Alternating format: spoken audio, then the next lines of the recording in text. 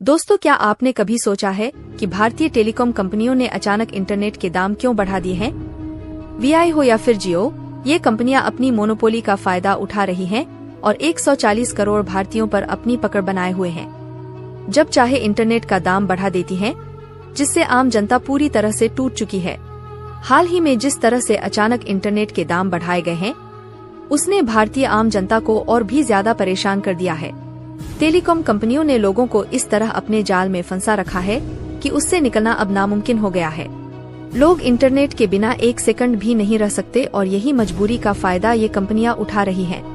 अब in private telecom कंपनियों को चुनौती देने के लिए भारत की सरकारी टेलीकॉम कंपनी BSNL मैदान में उतर आई है।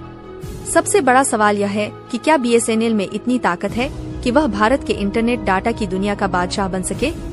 इसके बारे में जानने से पहले इस वीडियो को लाइक जरूर करें। दरअसल कुछ समय पहले खबर आई थी कि भारत की प्रमुख टेलीकॉम कंपनियां अपने टैरिफ चार्जेस में 27% तक की वृद्धि करने वाली हैं। यानी जो रिचार्ज पहले 100 रुपए का मिलता था, अब वह 127 रुपए का मिलेगा। आखिर इन कंपनियों ने अचानक अपनी प्राइसेस क्यों बढ़ा दी? इसके पीछे की असल वजह क्या है? आपको बता दें कि हाल ही में भारत सरकार ने 5G स्पेक्ट्रम की नीलामी की थी, जिसमें इन कंपनियों ने हिस्सा लिया था और 1.5 लाख करोड़ रुपए का निवेश किया। अब इन्वेस्टमेंट की उगाही करने का समय आ गया है और इन कंपनियों ने इसका भुगतान कस्टमर्स से करने का प्लान बनाया है। ये कंपनियां एक व्यक्ति से एवरेज कितना कमा लेती हैं, इस पर फोकस कर रही हैं। अगर प्रति यूजर 300 रुपए कमा लेता है तो बाकी कैलकुलेट कर लीजिए। नई मोबाइल यूजर्स की संख्या बढ़ नहीं रही है, जिससे कंपनियों को अपने पुराने यूजर्स से ही ज्यादा पैसा निकालने की जरूरत पड़ रही है। 5G इंफ्रास्ट्रक्चर को डालने के लिए इन कंपनियों को बड़ी लागत लगी है और इसलिए वे यूजर्स से ज्यादा पैसा वसूल रही हैं। इस हाइक की वजह से मोबाइल यूज काफी महंगा हो गया है और आम आदमी के लिए यह एक बड़ी समस्या बन गई है। ऐसे में BSNL फिर से चर्चा में आ गया है, क्योंकि बाकी कंपनियों ने जहां अपने टैरिफ बढ़ाने की बात कही है, वहीं BSNL ने अपने प्लान्स को काफी सस्ता रखा है। BSNL के पास सबसे सस्ता डाटा और टेलीफोन प्लान है। हालांकि BSNL का 4G अच्छी तरह से रोल आउट नहीं हुआ है। भारत के कई शहरों, कस्बों और गांवों में अभी भी 4G की पहुंच नहीं है, लेकिन BSNL का रूरल बैकग्राउंड बहुत स्ट्रांग है। ग्रामीण इलाकों में BSNL ही चलता है, जहां जियो और एयरटेल नहीं पहुंच पाए हैं। BSNL अगर सिंसियरली और सीरियसली चाहे तो वह सबसे बड़ी टेलीकॉम कंपनी बन सकता है। हालांकि BSNL के समक्ष एक बड़ी चुनौती यह है कि उसे अपनी कस्टमर सर्विस और नेटवर्क क्वालिटी को सुधारना होगा। प्राइवेट कंपनियां बेहतर सर्विस और स्पीड देने में आगे हैं, जिससे BSNL पिछड़ता जा रहा है। ऐसे में BSNL को न केवल अपने प्लान सस्ते रखने होंगे, बल्कि सर्विस क्वालिटी में भी सुधार लाना होगा। इसके बिना BSNL का पुनरुद्धार मुश्किल हो सकता है। अगर BSNL को सही मायने में प्रतिस्पर्धा करनी है, तो उसे अपनी तकनीकी क्षमताओं और कस्टमर सपोर्ट को अपग्रेड करना होगा। BSNL को रिवाइव करने की कोशिश की जा रही है। BSNL 1 अक्टूबर 2000 को लॉन्च हुआ था और 2000 से 2009 तक इसका बूम था। लेकिन 2009 के बाद नई नई कंपनियां आईं और बेहतर कस्टमर सर्विस देने लगी। इनकी स्पीड अच्छी थी और कॉल ड्रॉप कम होते थे। इंटरनेट बूम आने के बाद इन कंपनियों ने अपनी स्पीड बढ़ा दी, जबकि BSNL इसमें पीछे रह गया। वीडियो बफर होते रहते थे और स्पीड बेहद स्लो थी। BSNL की स्पीड अभी भी कई जगहों पर बेहद स्लो है, जबकि इंडिया में 5G तक रोल आउट हो चुका है।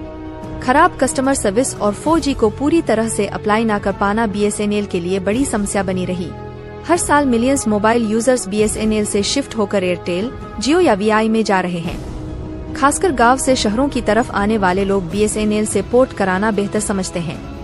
BSNL ने प्लान किया है कि 2024 तक सभी तक वह 4G स्पीड पहुंचा देगा और 2025 तक 5G।